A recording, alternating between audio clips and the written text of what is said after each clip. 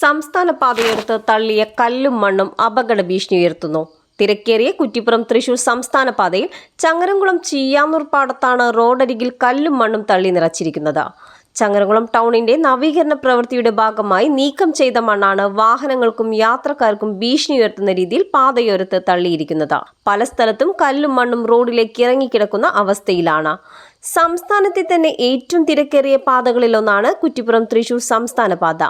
ഓരോ മണിക്കൂറിലും ദീർഘദൂര വാഹനങ്ങളടക്കം നൂറുകണക്കിന് വാഹനങ്ങൾ ചീറിപ്പായുന്ന റോഡിൽ രാത്രിയാവുന്നതോടെ ഒരു തെരുവിളക്ക് പോലും പ്രവർത്തിക്കുന്നില്ല. അപകടങ്ങൾ പതിവായ ഈ പാതയിലാണ് അപകട സാധ്യത വർദ്ധിപ്പിച്ച് കല്ലും മണ്ണും കൊണ്ട് നിറച്ചിരിക്കുന്നത്.